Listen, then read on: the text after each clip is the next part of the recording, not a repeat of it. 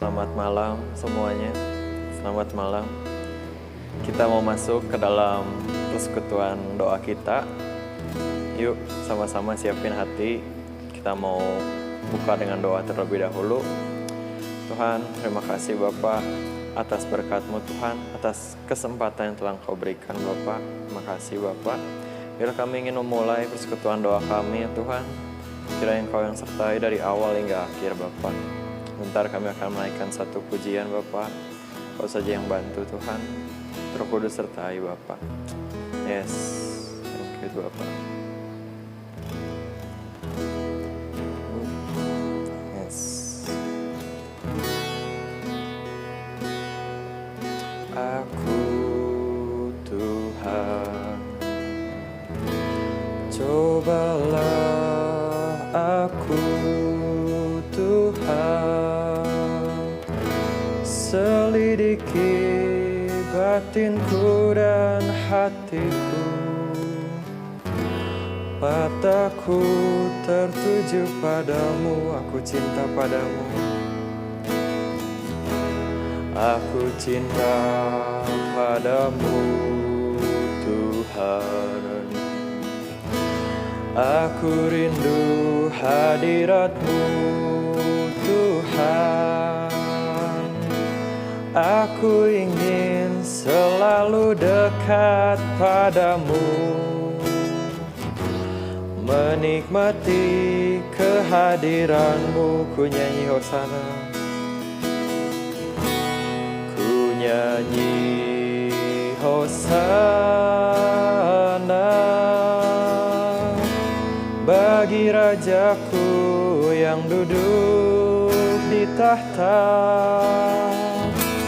Aku muliakan dan ku agungkan, Kau layak disembah. Ujilah aku Tuhan, ujilah aku Tuhan. Cobalah aku Bapa, cobalah aku Tuhan, selidiki batinku dan hatiku,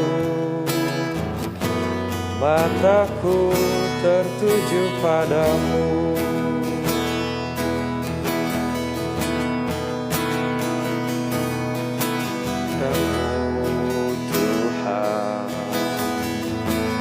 Aku rindu hadirat-Mu Tuhan, aku ingin selalu dekat padamu, menikmati kehadiran-Mu. Ku nyanyi Hosana, ku nyanyi Hosana bagi Rajaku yang duduk di tahta. Aku muliakan dan ku agungkan, Kau layak disembah. Ku nyanyi Hosana bagi Rajaku yang duduk di tahta. Aku muliakan dan ku agungkan, Kau layak disembah. Ku nyanyi Hosana, ku nyanyi Hosana bagi Rajaku yang duduk di tahta. Aku muliakan dan ku agungkan, Kau layak disembah.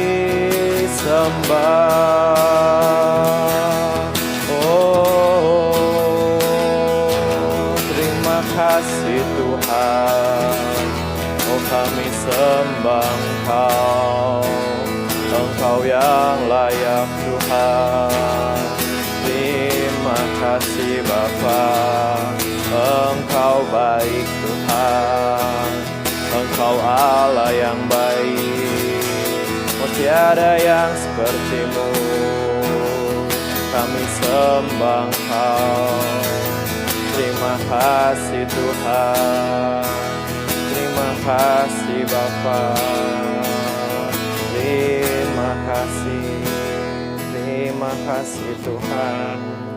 Kasih Bapa, makasih Tuhan. Ya Bapa, selidiki hati kami Bapa, selidiki hati setiap kami Tuhan. Uji kami untuk menjadi lebih kuat lagi Tuhan. Uji kami untuk naik level lebih lagi Tuhan, agar kami dapat menjadi pelayan yang lebih lagi Tuhan. Kau saja yang bantu kami Bapa. Kami percaya Tuhan bahwa hidup kami untuk menggenapi firman-Mu Tuhan. Kau yang sertai Tuhan. Yes, thank you Bapa.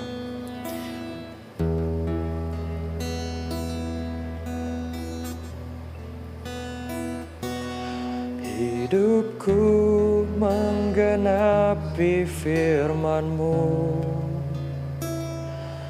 tanda mujizat sertai setiap langkahku. Kau bersamaku, di dalamku, jadi bukti kebesaran-Mu. Tuhan, Kau sempurna.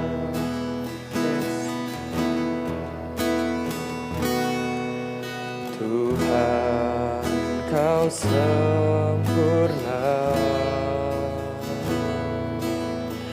dalam rencana-Mu dan karya-Mu. Ku serahkan hidupku, murnikan dengan Roh-Mu. Tuhan, Kau sempurna dalam rencana-Mu dan karya-Mu. Ku serahkan hidupku, murnikan dengan Roh-Mu. Hidupku menggenapi firman-Mu, tanda mujizat sertai setiap langkahku. Kau bersamaku, di dalamku, jadi bukti kebesaran-Mu. Hidupku menggenapi firman-Mu, tanda mujizat sertai setiap langkahku. Kau bersamaku, di dalamku, jadi bukti kebesaran. Sekali lagi katakan, hidupku menggenapi firman-Mu, tanda mujizat sertai setiap langkahku. Kau bersamaku, di dalamku, jadi bukti kebesaran-Mu. Kau bersamaku, di dalamku, jadi bukti kebesaran-Mu. Sekali lagi katakan, Kau bersamaku, di dalamku, jadi bukti kebesaran-Mu.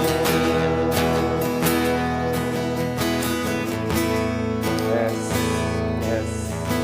Thank you Bapak. Thank you Tuhan. Ajar kami untuk memahami bahwa hidup kami untuk menggenapi firman-Mu Tuhan, untuk menggenapi setiap perintah yang Kau berikan Bapa. Ajar kami untuk berjalan di jalan yang benar Tuhan, tidak lagi selalu menentang Kau, tidak lagi selalu melawan setiap perintah-Mu Tuhan, tapi ajar kami untuk mengerti lebih dalam lagi ya Tuhan, tentang bagaimana hidup kami dapat menyenangkan Kau lebih lagi, bagaimana kami dapat setia kepada Engkau, setia dalam melakukan segala hal ya Tuhan. Sebentar kami akan masuk firman-Mu, Kau saja yang bantu Tuhan, Kau siapkan setiap hati kami, agar hati kami siap untuk diisi lebih dalam lagi. Thank you Bapak, di dalam nama-Mu saja kami berdoa, haleluya, amin. Halo, selamat malam teman-teman. Kembali lagi kita ketemu dalam persekutuan Doa Selasa Chosen Generation. Dan malam hari ini saya akan coba sedikit sharing terkait tema kita di bulan Agustus, yaitu pelayanan yang ideal. Mungkin banyak di antara kita yang udah sering nih ya dengerin tema atau mungkin materi-materi khotbah yang udah sering dibawain di gereja tentang pelayanan yang ideal, harus seperti apa, kriterianya seperti apa. Tapi kita mau belajar malam hari ini, apapun yang udah kita dengar mungkin temanya sama, mungkin juga ayatnya sama, tapi kita mau belajar bahwa Roh Kudus akan bantu kita memahami sesuatu yang baru dan memberikan kita pengajaran yang baru. Jadi yuk kita buka hati sama-sama, kita belajar sama-sama. Kita mulai ya. Nah, pelayanan yang ideal ini, saat kita ngomongin tentang pelayanan yang ideal, kita harus tahu lebih dulu apa sih arti melayani Tuhan dan apa arti melayani pekerjaan Tuhan. Ada dua hal yang terlihat sama, terdengar sama, tapi sebenarnya dalam eksekusinya itu berbeda teman-teman. Nah, kita baca yuk di Lukas 10 ayat 38 sampai 42. Teman-teman mungkin udah sering dengar ya, ini cerita tentang Maria dan Marta. Aku akan coba bacain buat kalian semua. Lukas 10 ayat 38 sampai 42. Ketika Yesus dan murid-muridnya dalam perjalanan, tibalah ia di sebuah kampung. Seorang perempuan yang bernama Marta menerima dia di rumahnya. Perempuan itu mempunyai seorang saudara yang bernama Maria. Maria ini duduk di dekat kaki Tuhan dan terus mendengarkan perkataannya. Sedang Marta sibuk sekali melayani. Ia mendekati Yesus dan berkata, "Tuhan, tidakkah Engkau peduli bahwa saudaraku membiarkan aku melayani seorang diri? Suruhlah dia membantu aku." Tetapi Tuhan menjawabnya, "Marta, Marta, engkau khawatir dan menyusahkan diri dengan perkara. Tapi hanya satu saja yang perlu, Maria telah memilih bagian yang terbaik yang tidak akan diambil darinya." Wow, kita bisa lihat di sini ada dua cerita yang menurut kita mungkin sama, tapi ternyata dalam eksekusinya itu berbeda. Kalau kita melihat melayani Tuhan itu apa yang dilakukan oleh Maria. Melayani Tuhan itu berbicara tentang hubungan intim kita bersama Tuhan, ngomongin tentang saat teduh kita, doa pribadi kita, dan fokusnya kita adalah mendengarkan suara Tuhan, mendengarkan kehendak Tuhan. Sedangkan kalau apa yang dilakukan Marta adalah melayani pekerjaan Tuhan, gak salah, tapi apa yang Tuhan rindukan adalah Tuhan ingin kita melayani Tuhan lebih dulu, baru kita bisa melayani pekerjaan Tuhan. Nah, pelayanan pekerjaan Tuhan itu berbicara tentang kegiatan kita sehari-hari, aktivitas kita sehari-hari, baik itu di dalam pelayanan di gereja, baik itu di rumah maupun di sekolah, di tempat kerja. Nah, salah satu contoh yang mudah untuk kita pahami itu kalau misalnya kita kayak di gereja ya, kayak pelayanan asyar, pelayanan kolektan, pelayanan multimedia, pelayanan sound system, itu semua ngomongin tentang aktivitas kita sehari-hari untuk melayani pekerjaannya Tuhan. Kalau di rumah seperti apa? Di rumah itu pelayanan kita adalah sebagai seorang anak, sama seperti apa yang tertulis dalam hukum Taurat yang kelima ya. Bunyinya adalah, hormatilah ayahmu dan ibumu supaya panjang umurmu di tanah yang diberikan Tuhan Allahmu kepadamu. Jadi kalau kita ngomongin sebagai seorang anak, pelayanan kita saat kita melayani pekerjaan Tuhan adalah patuh dan taat akan setiap nasihat dari orang tua, apa yang orang tua kita suruh kita lakukan tanpa kita bersungut-sungut.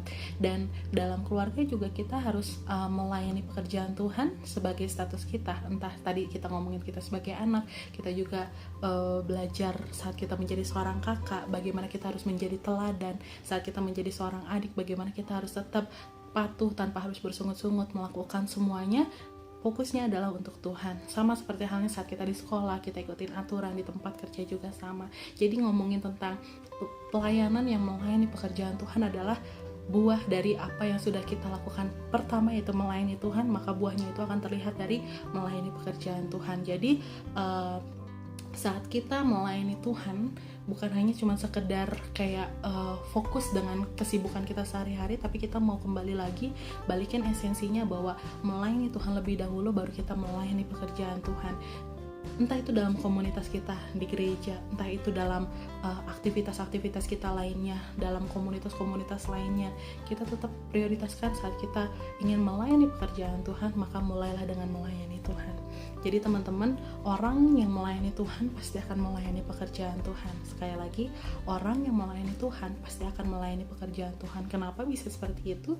Karena saat dia melayani Tuhan, dia tahu apa yang menjadi kerinduan Tuhan, dia tahu apa yang menjadi isi hati Tuhan, sehingga dia juga punya kerinduan yang sama, supaya orang-orang bisa mengalami kasih Tuhan, mencintai Tuhan, dan bertemu dengan Tuhan, dan mereka bisa nyatakan itu dalam kehidupan mereka sehari-hari.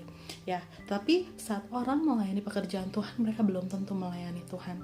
Nangkap ya maksudnya? Jadi kalau melayani Tuhan itu ngomongin tentang hati kita, hubungan kita bersama dengan Tuhan. Tapi kalau melayani pekerjaan Tuhan itu adalah ngomongin hubungan kita dengan sesama kita, sehingga orang dapat melihat Tuhan, merasakan kasih Tuhan melalui hidup kita. Jadi yuk sama-sama kita cintai dulu Tuhannya, maka kita pasti akan lebih mudah menjalani pelayanan kita. Kenapa seperti itu? Karena saat kita tahu goalsnya, kita tahu pegangannya, saat kita fokusnya sama Tuhan, akan sedikit banget teman-teman untuk kita mengalami yang namanya kekecewaan.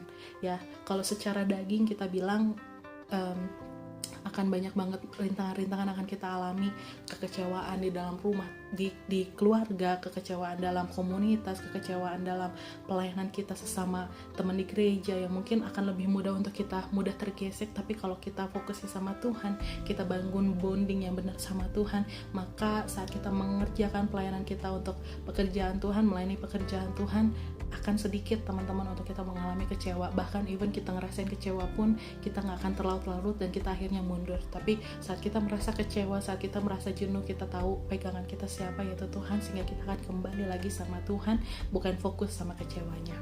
Nangkap ya untuk saat ini. Nah, jadi kita mau bahas lebih dalam lagi terkait melayani pekerjaan Tuhan. Jadi kalau bulan lalu kita ngomongin tentang melayani Tuhan, tentang intimacy, ngomongin tentang hubungan kita dengan Tuhan, sehingga kita tahu apa yang menjadi kerinduan Tuhan dan mengerti ritme kerjanya Tuhan. Maka sekarang adalah langkah selanjutnya untuk kita melakukan pekerjaan Tuhan, melayani pekerjaan Tuhan lewat aktivitas kita. Ini adalah buah dari intimasi kita bersama dengan Tuhan. Ya, melayani pekerjaan Tuhan itu ada 3 hal yang akan kita bahas. Yang pertama adalah lakukan dengan setia. Yang kedua adalah mulai dari perkara-perkara kecil. Yang ketiga adalah lakukan dengan hati. Yang pertama, lakukan dengan setia. Yang kedua, mulai dari perkara-perkara kecil. Yang ketiga, lakukan mulai dengan hati. Ya, melayani pekerjaan Tuhan dengan setia. Menurut Kamus Besar Bahasa Indonesia, setia itu artinya teguh, patuh, dan taat. Arti katanya teguh itu gak tergoncangkan. Patuh itu apapun yang diperintahkan dia akan taat, dia akan patuh, dia akan kerjakan tanpa dia bersungut-sungut, dan dia akan lakukan sebaik-baiknya. Itu arti kata setia. Nah, jadi kalau kita melayani pekerjaan Tuhan dalam kesetiaan, artinya baik ataupun gak baik kondisinya, didengar ataupun gak didengar suara kita, dihargai ataupun gak dihargai pekerjaan kita, kita tetap lakukan yang terbaik buat Tuhan. Karena balik lagi, fokus kita adalah untuk Tuhan, melayani Tuhan, dan kita mau buahnya adalah yang dirasakan oleh orang lain melalui kehidupan kita, bukan untuk kita disanjung, tapi untuk kembali lagi supaya hormat dan kemuliaan hanya bagi nama Tuhan. Ya, kalau kita ngomongin tentang melayani Tuhan dan hanya fokusnya sama diri kita, kita akan mudah terombang-ambing teman-teman. Saat kita suasana hatinya gak bagus, saat suasana hati kita lagi swing, lagi bad mood, lagi ngerasa kecewa, lagi ngerasa jenuh, kita akan dengan mudah bilang bahwa oke, Tuhan, aku butuh waktu istirahat, aku akan mundur sejenak, dan aku gak pengen mengalami semua kesemrawutan dalam pelayanan. Ya teman-teman, saat kita udah mulai merasa dingin, atau bahkan kita merasa sekarang lagi suam-suam kuku, gak panas, gak dingin, Tuhan bilang di Wahyu 3 ayat 16 bahwa Tuhan akan memuntahkan mereka. Ya, saya bacain ya, di Wahyu 3 ayat 16 dikatakan, jadi karena engkau suam-suam kuku dan tidak dingin atau panas, aku akan memuntahkan engkau dari mulutku. Teman-teman, ini sesuatu yang serius saat kita mau melayani Tuhan, layani Tuhan dengan berapi-api, layani Tuhan dengan panas, jangan dingin, jangan suam-suam kuku, jangan karena kalau suasana hati lagi bagus aku akan melayani Tuhan, saat suasana hati aku nggak bagus aku nggak mau melayani Tuhan. No teman-teman, kita mau cut itu dari sekarang, kita mau bilang oke, aku akan melayani Tuhan dengan setia, dengan berapi-api, dengan rasa yang sama saat aku mengenal Tuhan, saat aku menerima cintanya Tuhan. Makanya penting banget saat kita mau ambil keputusan setia, kenali dulu siapa yang mau kita berikan kesetiaan itu. Saat kita tahu bahwa Tuhan yang kita sembah adalah Tuhan yang layak untuk kita berikan kesetiaan kita, maka kita gak akan hitung-hitungan, kita gak akan mudah kecewa, dan kita gak akan mudah terombang-ambing sama moodnya kita. Kesetiaan itu sifatnya gak sementara. Jadi bukan ngomongin tentang take and give, saat kita diberkati baru kita setia, saat kita dikecewain oke, aku gak akan setia dulu, sekarang nunggu Tuhan kasih berkat lagi baru aku mau setia lagi. Enggak teman-teman, tapi kesetiaan itu harus dibangun dan dilatih terus menerus, setiap hari terus menerus dilatih, supaya itu bisa menjadi value dalam hidup kita. Sebagai seorang Kristen, sebagai pengikut Kristus, modal utama kita adalah setia. Sampai akhirnya, sampai Tuhan panggil kita, sampai Tuhan datang lagi yang kedua kali, disitulah momen kita untuk terus menyatakan kesetiaan kita di hadapan Tuhan. Ya, susah pasti, tapi kalau kita jalaninnya sama Tuhan, saat kita pegang tangan Tuhan, even kita merasa jatuh, merasa kita lagi jenuh, merasa kita lagi kecewa, dan mungkin bahkan kita sampai tersungkur, kita percaya bahwa satu tangan ini tidak akan melepaskan kita, dan bagian kita adalah lihat ke atas, lihat siapa yang pegang kita, dan kita akan dapat kekuatan yang baru, karena yang pegang tangan kita adalah Tuhan, bukan manusia. Percaya teman-teman, saat kalian mengandalkan manusia, saat kalian mungkin sharing kekecewaan kalian sama manusia, gak seberapa banyak orang yang akan membantu kalian untuk bilang oke, kamu lepasin aja tanggung jawab itu, karena itu udah di luar batas kemampuan kamu dan kamu udah terlalu capek ngejalaninnya. Oke, udah lepasin semuanya. Tapi saat kalian terlalu mengandalkan manusia, kalian akan lebih dalam lagi kecewa, kalian akan lebih berpikir secara logika.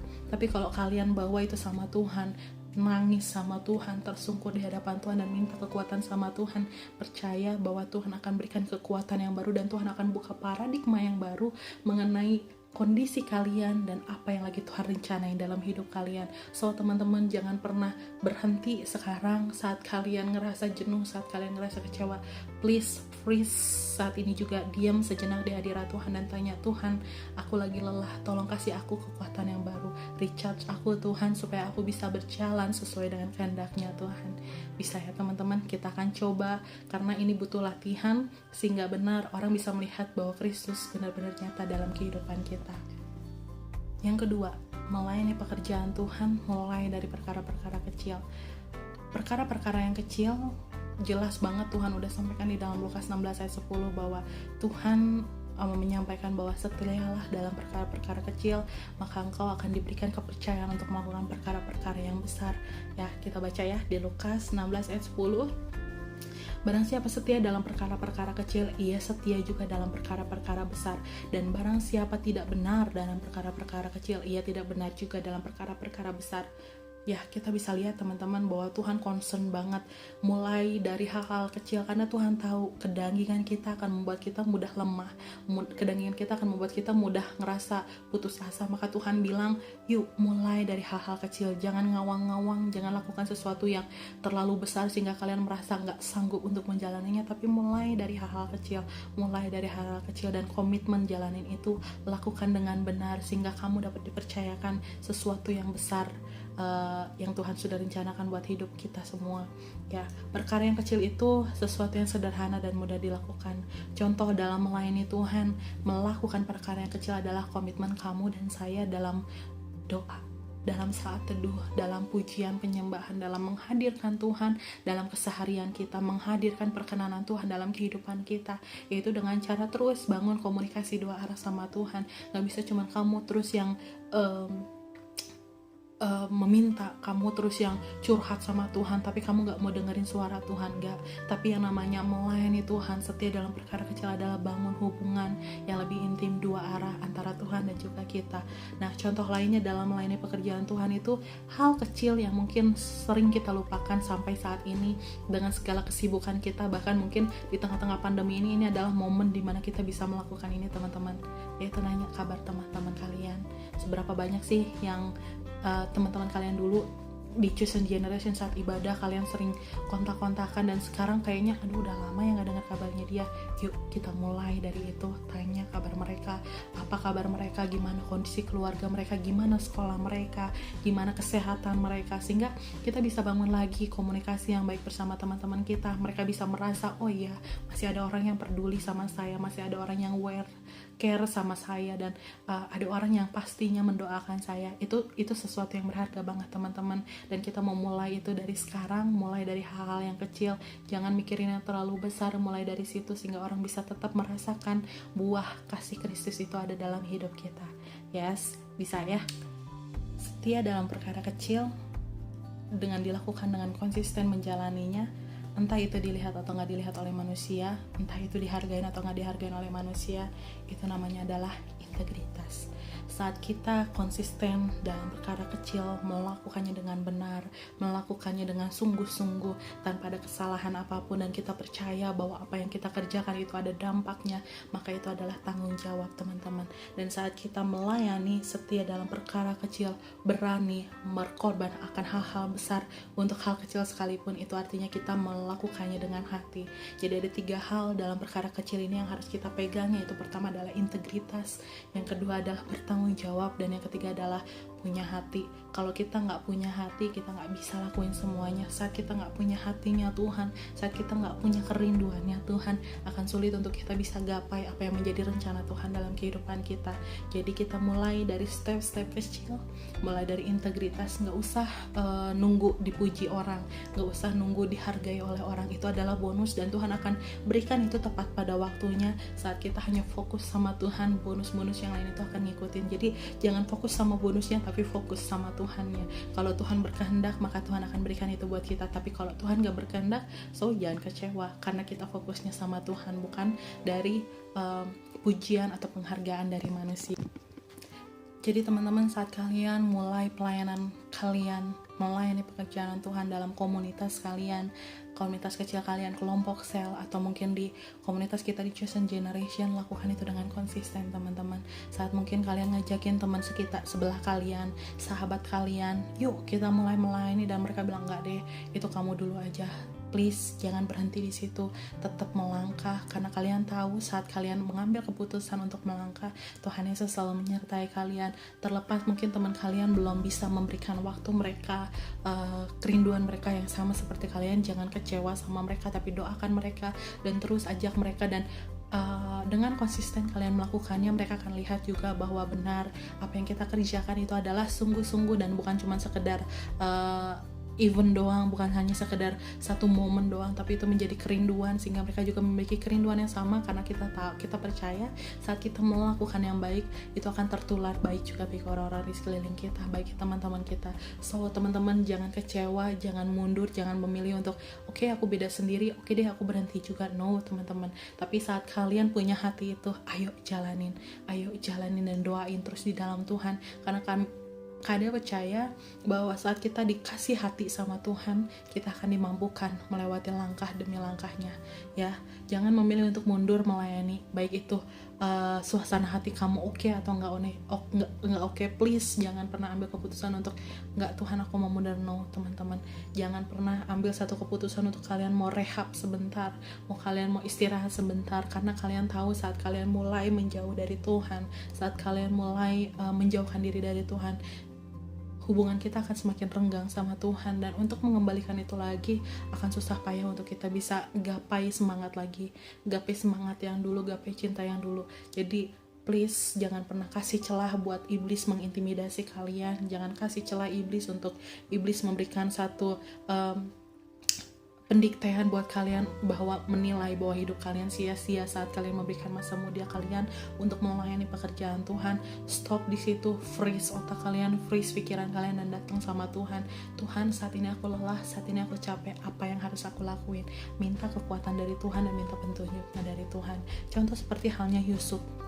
Kalau teman-teman ingat, ini kisah yang akan selalu dikumandangkan, kisah yang akan selalu didengarkan kepada banyak orang saat seseorang berada dalam tekanan, saat seseorang berada dalam posisi di mana penghargaan tidak dia diterima, tapi dia sudah bersusah payah melakukan yang terbaik, tapi Tuhan izinkan itu semua terjadi, dan Yusuf tetap menjaga hatinya. Dia terus pegang tangan Tuhan, dia terus pegang, hanya melihat sama Tuhan, sehingga Tuhan bentuk hatinya menjadi seseorang yang lebih dewasa, bentuk hatinya sebagai orang yang layak untuk menerima perkara yang lebih besar lagi, sehingga dia mampu memiliki hati yang bijaksana untuk memimpin rakyat Mesir di masa itu. Jadi teman-teman, kalau kalian ada di satu kondisi di mana kalian ngerasa, duh Tuhan, kayaknya jiwaku nggak kuat, hatiku nggak kuat, di saat itu, saat kalian merasa di situ, disitulah proses di mana Tuhan sedang memperbesar kapasitas kalian.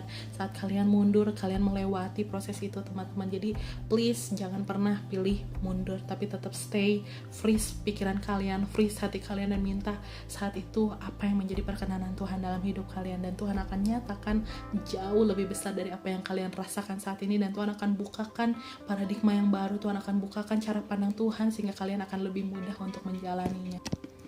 Dalam melayani Tuhan, fokusnya adalah hatinya Tuhan, karena Tuhan, balik lagi, Tuhan gak lihat paras, Tuhan gak lihat kemampuan, Tuhan hanya lihat hati. Makanya teman-teman, yuk fokusnya sama Tuhan, cari perkenanan Tuhan, dan tetap setia, konsisten, cari kehadirannya Tuhan dalam keseharian kalian. Gimana caranya? Balik lagi, baca firman Tuhan, doa setiap hari, saat teduh, kalian bangun mesbah setiap hari, mesbah keluarga, mesbah pribadi, kalian bangun hubungan yang lebih dalam sama Tuhan, sehingga kalian tahu di masa-masa ini, di masa-masa kalian melayani, kalian bisa tahu pegangan kalian adalah Tuhan, dan kalian gak akan pernah dapetin kekecewaan saat kalian mengandalkan Tuhan. Dan yang ketiga, teman-teman, ayo melangkah dengan hati. Apa yang dilakukan dengan hati pasti akan sampai ke hati.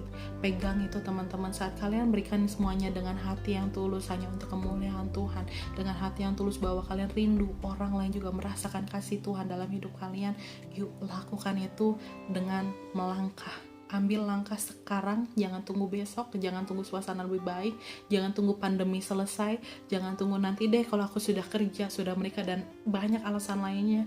Jangan tunggu itu, teman-teman, tapi mulai sekarang, ambil langkah saat ini juga, dan lakukan itu dengan hati, sehingga kalian juga akan bisa memberikan cinta ini kembali kepada hati teman-teman kalian.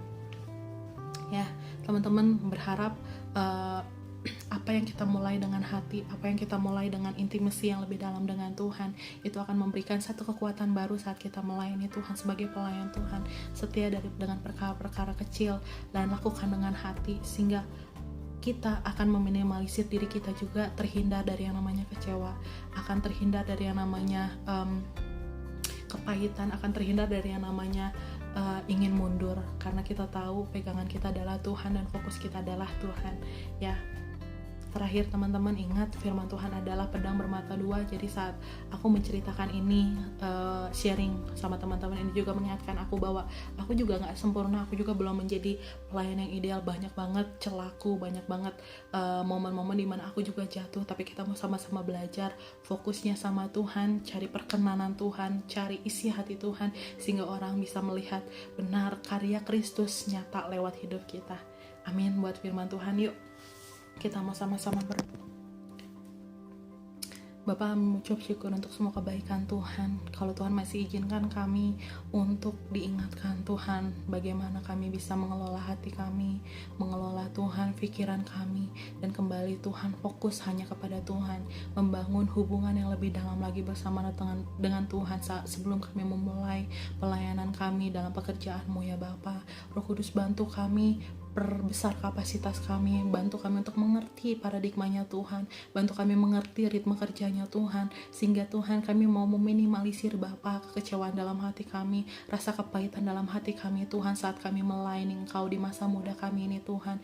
Kami percaya Tuhan, saat Tuhan memberikan hati ini Tuhan untuk kami bisa melihat kerinduan yang sama, melihat jiwa-jiwa untuk dimenangkan. Biarlah terus Tuhan kami bisa memegang Tuhan kerinduan ini, kami bisa terus menjalankannya Tuhan, dan kembali lagi semuanya menjadi hormat kemuliaan bagi nama-Mu Tuhan. Berkati anak-anak muda-Mu di Chosen Generation ini Tuhan, apapun kondisi mereka saat ini Tuhan. Mungkin ada beberapa di antara mereka yang sedang mulai jenuh, saat mereka mulai sedang khawatir Tuhan, mereka sudah mulai bingung Tuhan tentang arti pelayanan sesungguhnya. Roh Kudus tolong jamah, Roh Kudus tolong tilik setiap hati mereka, dan biarlah Tuhan kiranya Engkau yang bangkitkan kembali jiwa-jiwa anak-anak muda-Mu di Chosen Generation ini Bapa, sehingga benar makin banyak orang Tuhan dapat dimenangkan jiwanya, semakin banyak orang Tuhan dapat melihat kasih Kristus nyata melalui hidup kami Tuhan. Bantu kami Roh Kudus untuk kami terus menghasilkan buah-buah roh, sehingga kami dapat menyatakan benar karya Kristus nyata dalam kehidupan kami. Terima kasih Bapa, materaikan firman ini dalam hidup kami sehingga kami nyata Tuhan menggenapi semuanya untuk kemuliaan bagi nama-Mu. Di dalam nama Tuhan Yesus kami ucap syukur. Sama-sama kita katakan